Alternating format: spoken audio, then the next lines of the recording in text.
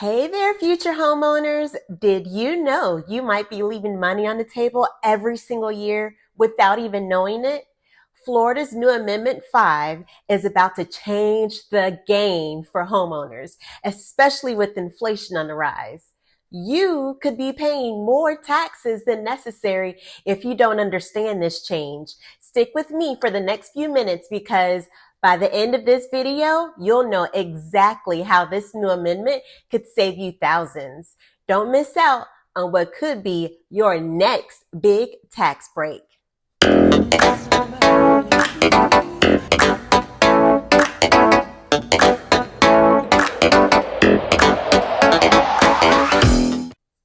Hi, I'm Atwaul Bennett, also known as Star, and as a real estate expert here in Florida, I'm not just about finding you the perfect home. I'm here to make sure you understand all the ins and outs that come with it, especially when it comes to property taxes. Trust me, you're going to want to hear about this amendment because it could affect you whether you're buying your first home or already own a home.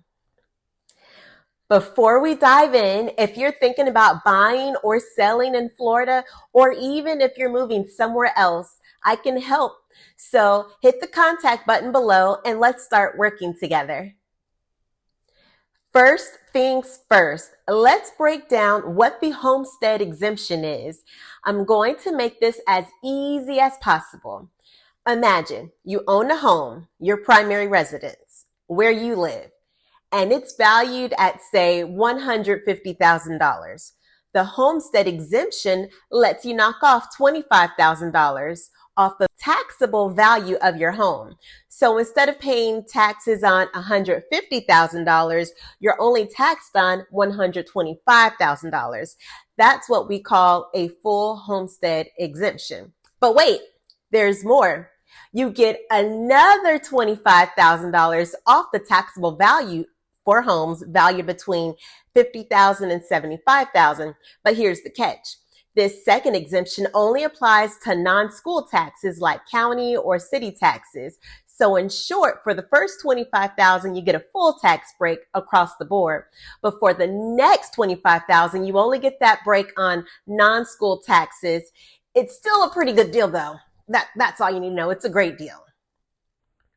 Now, let me tell you about two homeowners I recently worked with. One homeowner, Sally, is all about saving every dollar. She's that person who'll use a coupon for a coupon. By the way, her name is not Sally. I'm just throwing a name out there. So when she heard about the homestead exemption, she was thrilled. Thanks to that, Sally is paying way less in taxes than her neighbor who haven't applied for it.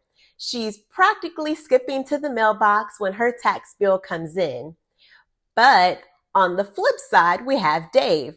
Dave didn't think much of the homestead exemption when he first moved in. He figured it's just a couple $1,000s, no big deal. Fast forward a year, and he's seen Sally's shiny new savings while he's stuck paying more because he didn't apply. Let's just say Dave isn't making that mistake again. Don't be like Dave. Get that exemption and keep your cash. All right. Now, let's talk about the big change, Amendment 5. So here's the deal. Right now, the homestead exemption is pretty straightforward, but the new amendment says, let's make it even better. How? By adjusting it for inflation. So that means starting next year, the homestead exemption will increase based on inflation. That means as prices go up, so does your exemption. The idea is to keep homeowners from getting squeezed by rising home values and inflation. This is huge because, as we all know, inflation has been on everyone's mind. Imagine getting more tax savings year after year without doing anything extra. It's like getting a little bonus just for owning your home. But the longer you wait to buy, the more you might miss out on those yearly savings. Of course, there are two sides to this story. Some homeowners will love Amendment 5 because who doesn't love saving more on taxes? It's a win, especially as the cost of living keeps rising. But there's another group who might not be as excited, particularly those who benefit from current tax revenues. Think about local services funded by taxes.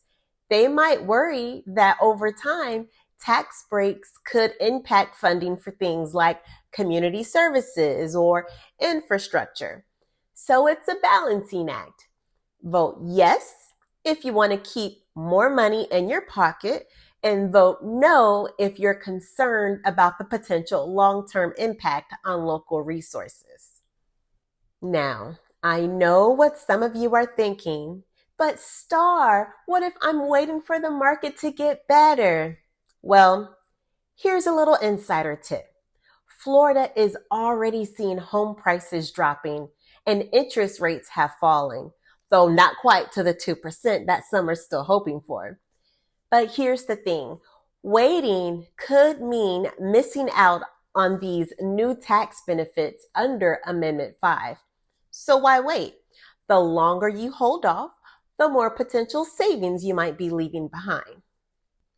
How do you feel about this amendment? Is it something you'd vote for, or do you think it might hurt your local community services in the long run? Let me know in the comments below.